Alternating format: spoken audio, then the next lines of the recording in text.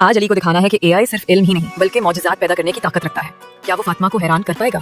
चांदनी रात महल के बाग में फातिमा अली के सामने खड़ी थी। उसकी आंखों में सवाल और दिलचस्पी थी, मगर चेहरा पुरसुकून और मोहतात।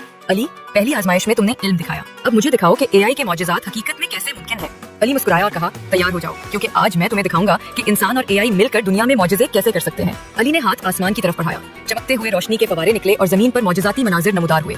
एक बीमार गांव के बच्चे लम्हों में सेहतियाब हो गए। एआई की मदद से खुश्क जमीन पर अचानक शादाब बागात और नदी बहने लगी। एआई के जरिए जमीन की जिंदगी दोबारा बहाल हुई। शहर के लोग एआई के जरिए अपने मसाइल हल कर रहे थे। ट्रैफिक, पानी, तालीम और सेहत सब एक साथ बेहतर हो रहे थे। फातिमा की आंखों में हैरत और खुशी की चमक थी।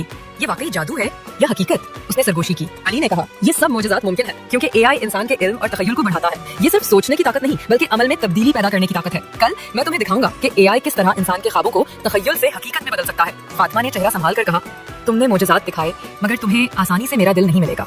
कल तुम्हें साबित करना होगा कि तुम मेरी तवक्कुआत से भी आगे जा सकते हो और तुम्हारी तखय्युल की ताकत वाकई गैर मामूली है या सिर्फ दिखावा। क्या अली अपनी तखय्युल की ताकत से फातिमा का दिल जीत पाएगा और एआई के जरिए वो किस हद तक मौजज़ात दिखा सकता है?